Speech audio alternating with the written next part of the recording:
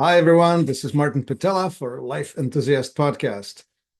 And today I have with you a rare experience, rare because it comes on the back of an immigrant story. And that, my friends, is refreshing because getting a perspective from another world is really educational, really useful. And when I myself being one of those, come to a new country, we come with very fresh eyes. So we get to see things that the people who are born in it don't. To explain, to a fish, aquarium seems like a natural world. Contemplate that. Welcome today, Alina Gracheva. Yes, thank you so much for having me. It's definitely an exciting experience, and I would love to share everything I do and everything, I would say, or everything I experienced, as you mentioned, my immigrant's life in the past. So, yes, thank you for having me. Yeah, of course. Well, first of all, we should say that there's a good level of credentials behind your name. Those were a bunch of letters. You studied, is it clinical counseling? Is that the word? Yes, clinical mental health counseling. I'm a licensed psychotherapist. Rather, I work as a licensed psychotherapist and I specialize in trauma. So I utilize a lot of different methods of working with people who experience trauma in many different ways. Right. Well, there's no lack of that. I, I tell people that health stands on four or overcoming four problems, and that would Mhm. be malnutrition, stagnation, toxicity, and trauma. And I think they're not equal in the sense of being even, but equally important. And trauma, when introduced into our lives, causes us to not process information correctly, distortions. And I so appreciate you specializing in that because I don't. So let's roll with that. How did you get here?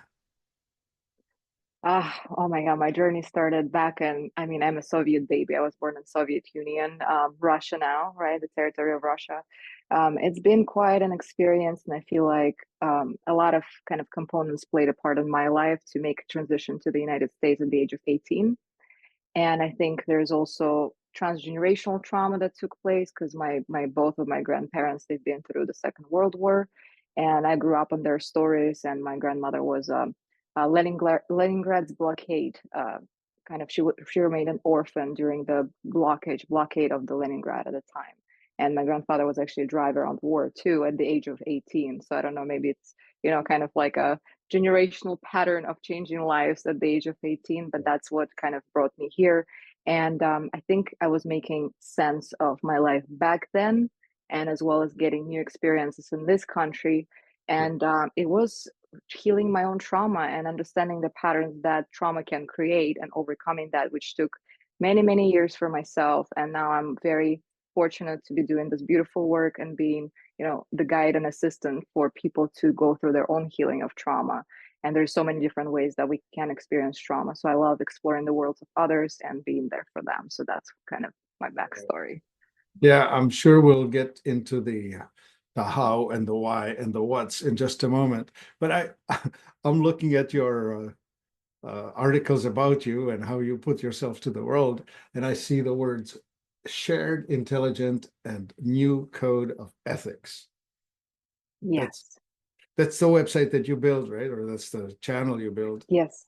Yeah, it's my a personal website. I actually started even before I did clinical mental health counseling because I've done a lot of work as a volunteer crisis counselor for crisis text line, and I've been available for people through coaching as well. I've been in mental health since 2012, getting education again, healing myself, and also learning new skills and understanding trauma and human conditions and everything of that sort. So, and everything that we have in life, I feel like, and every knowledge or knowings that we get, it's all, it's all shared because we get that from somewhere and then we incorporate it, creating our own way of, seeing the world and seeing ourselves in the world and, navigating relationships and careers and all that. So it kind of was my, pattern of getting more insights into what I was dealing with, so that afterwards that became kind of my mission to be for others and be assistant. But the word ethics really resonates with me there. New Hmm. code of ethics. Now, Hmm. ethics is a big deal, right? Because that our society here in America, especially, has been sliding into a total realm of confusion about ethics and what is right and what is just and what is not. At least that's my impression. Would you agree? I think it's going to be different for everybody. I try to see everybody having a sense of what's right for themselves. And I feel like if it feels right, because if we do something and we have to justify it for ourselves, we may question whether it's the right thing or not. Because when we do the right thing, we don't have to question that or justify it. And I feel like everybody they're entitled to their own opinion and their own way of life. It's just sometimes maybe it's better to set boundaries with those people Right. that maybe don't align with you. So, Okay, yeah. I hear you on that. I'm of the opinion that there are some absolute values, absolute truths that relativism doesn't really work for, meaning that there is such a thing as good and evil, there is such a thing as harming others and not harming others, and just saying, well, everything's okay. If you think it's all right, then you do it, it's right for you. I have challenge with that. No, absolutely. I'm not saying that there are certain things like, don't kill, don't steal, and all of this other kind of truths that we have that are universal. However, I feel like if we just try to force someone to change that, number one, there's usually why they do what they do, even when they're harming others. And working in rehab in the past, the beginning of my career, I've learned a lot of people struggling making kind of decisions that were not for their highest good in a way, but Hmm. they also were conditioned in that way. So it's not like they're doing that because they want to hurt others, but it's a natural response to the conditions they had to deal with. So sometimes I've learned in the past to be less judgmental when it comes to things that I hear from others, because again, I'm there for people and I can't really judge them based on, their experience. I can explore that with them and see where they stand if they want to change. And if someone is really hurting someone and you're that person who is receiving that harm, then the most loving thing you can do is set those boundaries and remove yourself. However, we can see that a lot of people like to remain in situations that are even abusive, Hmm. just because that's their choice. And so I'm no one to kind of push them out of that or push someone to be more ethical or have better values if they're not ready and they don't want it. I can create more tension and stress rather than, because again, Right, force never works. right. Huh. Okay, so I guess this would be from thoughts to emotions, from emotions to behaviors, from behaviors to habits, from habits to character, that sort of gradation of how the world Yeah. is built. Yeah. Yeah, absolutely. Yeah, you threw in the word awareness. I think that's really super important, right? Hmm. These days when I'm scrolling on my phone, I'm anything but aware. I'm just absorbed and taking it outside in rather than reflecting on myself, right? Yes, absolutely. And I'm a big supporter of this. I'm always like putting this three steps to change. Number one is self-awareness, because a lot of us are not self-aware at all. And Yeah. I feel like even when we begin to be self-aware, we're still not self-aware about other things that continue to come up because we're always becoming and always changing. So first step is self-awareness. Second step is being willing to change, to say, what I'm observing, what am I aware of? I don't like that. I really want to change that because I don't want to be hurting others, right? Speaking of those types of experiences, I want to do better for myself, for my family, whatever the values begin to kind of step forward. And then the third one is being ready to change. And that's the hard one for a lot of people to kind of go forward with, because you will have to put a lot of effort and practice and consistency into changing your own ways. And not a lot of people are actually willing to do that, right? They're willing to change, but they don't want to do the work. Yeah. And so that Yeah. can be a very big step for a lot of people to start that process of healing. Yeah. I always see change. It happens in a heartbeat, but you are having to roll yourself up that steep hill. It's sort of like pushing to the point of when the change happens. But Mm-hmm. sometimes it takes a lot of mm, effort to get to the point of being able to change. Yeah. Yes, absolutely. Yeah. Well, sometimes I heard Oprah Winfrey talk about this. She says, well, life will give you a nudge. It will give you just a hint, and then it gives you a bump, then it will give you a shove, then it gives you a hit, and then you're going to hit the wall. At what time Mhm. are you willing to notice?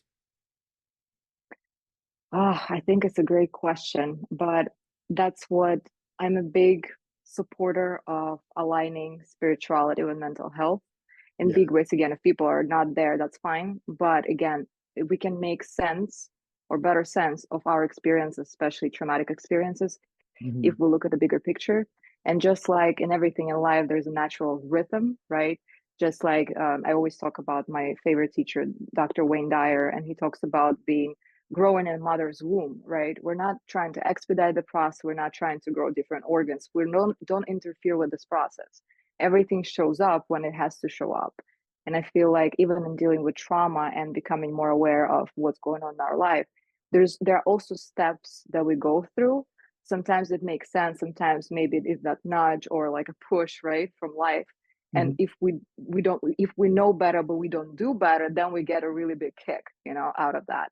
But we already have certain level of awareness saying that maybe I should look into this. And then if I'm reluctant to do that, that's, I feel like, when life begins to bring us forward to change. And if we Right. resist that, it's going to start really push us Yeah. forward.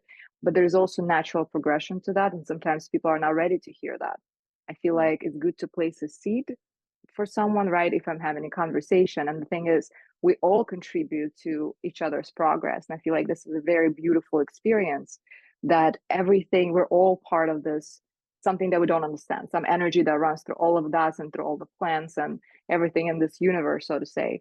And I feel like when sometimes we don't listen to ourselves because we all have that guidance internally, then other people may bring that awareness to us through comments, right? To saying something that may kind of resonate or not. Maybe it's going to make us a little triggered because I don't want to hear that yet because I'm not willing or ready to change, right?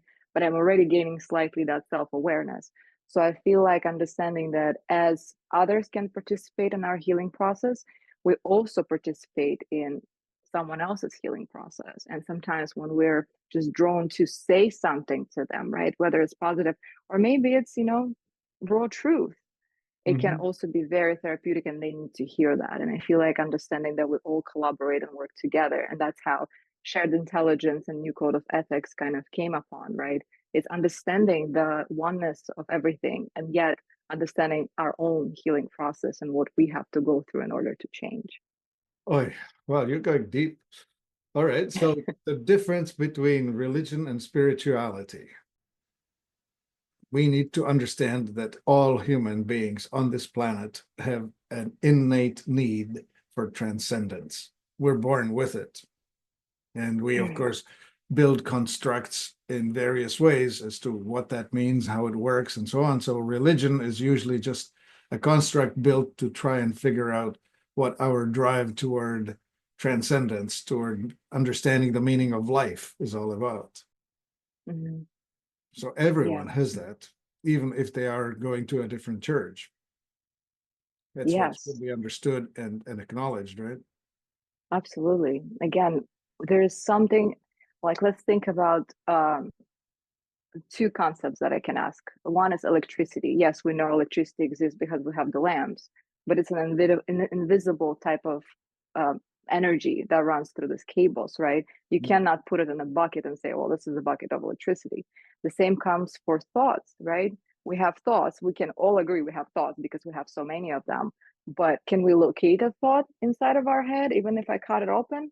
No, right? So something is there. There are a lot of forces that are invisible, but yet powerful to create either kill us or heal us, right? Because the thoughts can either kill us or heal us, and we have to choose them wisely and we have control over that.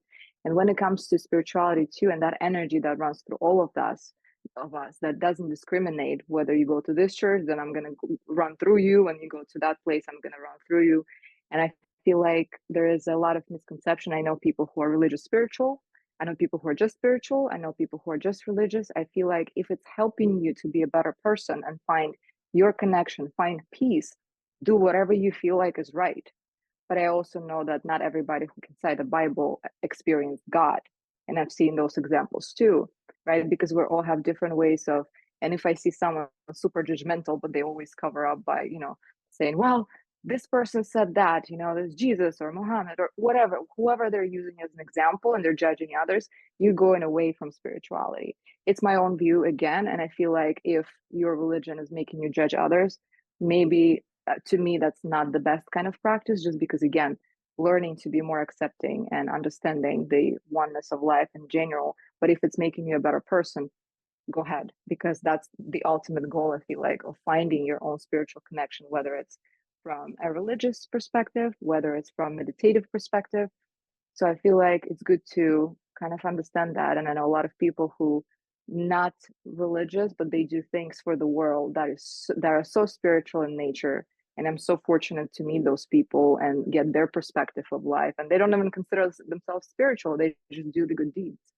And I feel like that's a really important kind of work.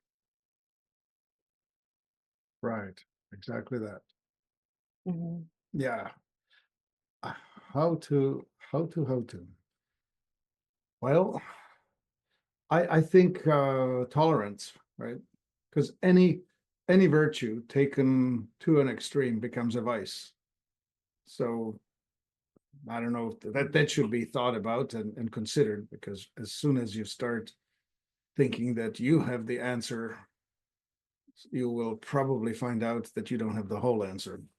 Somehow life bring you a message. Absolutely. And I feel like that's a never ending journey, because I feel like we always seek the healing and say, well, I want to get to that destination when I'm healed.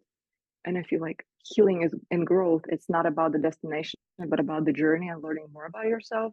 And it's a never ending process, because the more you feel like you found answers for your own questions, the more questions begin to appear. And it's like every single day I'm looking at myself, I'm like, okay, what can I do better next time? What can I do better tomorrow? And that's a never ending. Every single day I find new things I got to be working on, and I feel like it's a very good thing, because that progress will create us always becoming better versions of ourselves, rather than getting, like you mentioned, stagnation, right? That's exactly that. When there is no progress, that's when we get trapped in the condition of life that we consider to be detrimental. And if we learn to surpass that and find ways to always strive to progress, to be better, I feel like that's the ultimate journey that we need to take as humans. And it's a beautiful, beautiful experience. Yeah.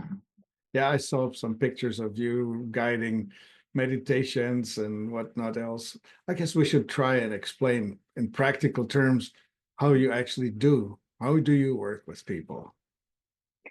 Oh, there's a lot of different areas that I like to cover. Again, clinical mental health is one thing. I work with sound healing as well, and I do meditations beforehand and after, guiding people through this experience. And sound healing it's scientifically backed up. It's a beautiful practice, and it works with, if we think about our bodies, everything within our body vibrates. Every single cell has a vibration. It's a scientific thing. It's not, mystical or spiritual, even though it's spiritual, but it's not in those terms. So if we use sound healing tools, the sound bounces off the walls, penetrating the body, and helps those parts that may be tense or unhealed, because everything, even emotional states, give us physiological response. Our trauma is not just something mental. Trauma also resides in our bodies. And so sometimes, again, if we're anxious, we have heart palpitations or indigestion, right? If we're sad, we can have fatigue and be low in energy. All of these things can create an overall state of not having that well-being. And so sound healing allows to penetrate the body and shift that vibration of the spot that may be tense or unhealed at the moment, and actually remove the intensity and the problem underneath. And I actually worked with this practice in a rehab, in a detox, which is a very rough place to administer anything, because people are going through a lot of intention and distress, and just recovery is very, very brutal. And I've seen remarkable results. I've seen people falling asleep when they haven't slept in days. I've seen people meeting their, relatives that they forgot exist, and getting strength from that, because it's all about how we kind of perceive that. And I've seen people not having pains in the back or in the shoulders, and it's incredible what that can do. And I was so fortunate to observe that and get that feedback from what people experience. And so I love to guide anybody through the process of, number one, reconnecting with themselves, because naturally it's learning about yourself and what's going on inside, and becoming more self-aware. because the moment we go inwards rather than trying to make sense of the world looking outwards, that's when we begin to know what to do next. And listening to yourself and your own guidance can be the most important tool we can learn. Yeah, I'd like to add my perspective to it this way. I think water, because of its polar nature, the negative and positive pole to every water molecule, tends to clump together to form latent crystals. And I think that is nature's memory device. That's the storage device, especially for emotions. And this water is stored within us. So all of our events, memories, traumas are stored in the soft body, in the soft tissue of our body, in the waters. And so when we play music at it, the vibrations are helping to reorganize how this is actually stored.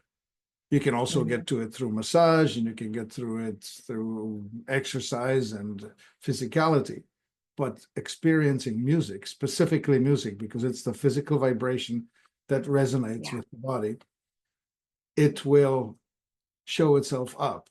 There was a bit of work done by people who are taking pictures of crystals of freshly freezing water. When you are just freezing water, it will show itself either as symmetrical or not asymmetrical, and you can create very amorphous, unorganized looking crystals when you play awful things to it or say awful things to it. And on the opposite, you will get way more harmony out of the fresh crystals when you either play nice, harmonious, usually classical music, or if you say loving things to it. Absolutely, yes. I 100% agree. And there are a lot of experiments now. And I know people do that often with rice experiments when they have different jars of rice and they talk nicely to one and then they talk bad to another and the third one they ignore. And the same experience with plants. Plants can read our intentions, not even what we think or say to them. They can read literally what we're about to do to them, and we're just thinking and intending. And it's a mind-blowing kind of, revelations for humans, I feel like. And I absolutely agree too how much of effect music can have on us. So that's beautiful. And we're made of water, right? Primarily, if we think about it. Yep. And also understanding, I feel like the neural connections that fire and wire together too to create that trauma internally. That's another very important aspect of working with people too, of, like you've said, working on their physiology. And somatic work is something that I'm very passionate about, and EMDR, which showed to be very, very effective with a lot of people too. What do those three letters stand for? It's for its eye movement desensitization reprocessing. So we have thinking about, and Dan Siegel put it, the top brain and the bottom brain. The top brain is something that makes decisions. I'm about to do this right now, right? And we also have a lot of explicit memories stored that I can say, okay, this year that happened. This happened when I was this age, right? We have certain experiences that are on the outside. And then the bottom brain, because when we experience anything, whether we get scared or we're happy, we have physiological component to that, right? If we get scared, we have heart palpitation, digestion, we have shivers, right? Different people may have a different kind of way of experiencing that. Right. But all of that is because our neurons fire and wire together every time we have an experience. And the more experiences we have that reaffirm the same negative neural network, the worse our lens through which we look at the world becomes. And so EMDR allows us to get deeper into even those parts that may be implicit memories of how I experienced a certain trauma or certain kind of moment in my life or certain event, and allows to reprocess, break those connections down and instill something that we want to think about ourselves instead. Because under all of these neural connections, we have negative belief about ourselves. And unfortunately, that stays around for quite some time, which I've discovered only recently, and I've processed my trauma from Russia only like last year or 2 years ago. So it's been kind of a very eye-opening experience for me to be doing this work and also becoming more aware of those physiological connections. So are you now able to guide people through the experience yourself? Oh, absolutely. Yeah. It's been already my journey for almost a year now, and I love it. And there's always more to learn. And again, it's a very powerful practice for anybody if people are really looking and kind of reprocessing that. Again, you have to be ready for that because it's going to get uncomfortable. You'll have to look at things that you probably don't want to look at all at, right? But at the same time, I always make a comparison when people say, I don't want to dig into that. I don't want to, open up those old wounds. Well, imagine that you have a big injury on your hand, let's say, right? And then it heals on top. So you see a little scar, but on top it's healed. The skin is healed. But underneath that scar, there's an infected wound. So there is a lot of infection, there's pus, and there's all of this bad stuff that continue, they're going to impact your health, right? Well-being. But on top, you look at it and you say it's fine. Trauma doesn't work that way. If we have and it doesn't have to be something super big or something very severe to experience trauma. Sometimes neglect can do that, or unmet needs as children, So understanding that certain experience can be impacting us in a negative way, and trying to see where that wounds can be that's been infected and whether it's there or not. And that's, becoming self-aware in our life altogether. How are we with other people, with ourselves? Am I living am I the best version of me? Am I functioning how I would love to function? If the answers are no, there may be something related to trauma too that it's important to explore. Yes. Clean out your garbage. If you don't, it's going to stink up the whole house. Exactly. Yeah. Even if it's just contained in a bucket that sits in your kitchen, you have to take it out now and then. Otherwise, the whole place becomes unlivable. I love that. Yeah, that's a great metaphor for sure. Yes. Indeed. Okay, so how do people connect with you? How do you guide that? Do you do that one-on-one, one-on-many? What's happening in your world as you go through helping people? Yes, I currently work at the group practice, so my information is on Google. Google is pretty open to my presence in there. So if you just put Alisa Gracheva, there's a lot of different resources. I have my website, www.since.life, Psychology Today as well. My information for clinical mental health is there. Sometimes I post about, sound healing meditations. Right now, it's kind of on the back seat for a little bit. But yes, I'm here and available if anybody wants a consultation. It's going to be free. Just, needing to connect and kind of request that, and I'll be there for people. How does a person decide that they are your type of customer? Yes. Well, I feel like one thing, and that's a very big misconception in therapy altogether, you have to find the person who will resonate with you. And that's why, again, we do those consultations to see if we can be the right fit. Because again, just like we're trying to go to a hairdresser, it's probably not going to be the first one we ever go to, right? Sometimes we need to find someone who will fit our needs and we will like them. And with every profession, it's like that. But unfortunately, when people go to counseling, sometimes they don't like what the person is. They can completely disregard the full mental health kind of practice. Right. So connecting with people too, and finding, maybe having different people you want to talk to. If you like the EMDR itself, right, or somatic work, or anything you want to do, find different people, read their bios, see if you align with that, see if what they do is kind of resonating with you too, and then go for a consultation and see if that's someone that you would like to share, your secrets with, or open up to. I feel like it's a good idea to get multiple people and connect with multiple practitioners. I was trying to fish for, well, what kind of experience or what is the person supposed to be experiencing when they are going to be calling you? But I guess it's the broadest thing. Anything that's on the spectrum of not happy to tragically unhappy to destructive. It could be anything, right?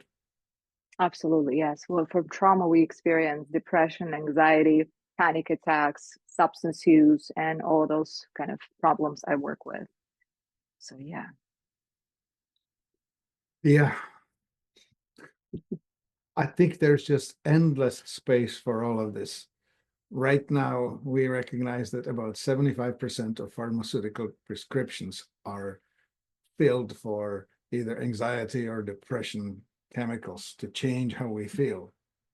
And on top of that, people are wanting to not feel the trauma that they are experiencing, and they're taking mind-numbing chemicals for it, whether they're doing it with food or alcohol or street drugs. And that's just the wrong way to go about it. All of those problems that you're thinking you can solve or at least shut down with the chemicals, you should probably process with methods that we are just discussing here.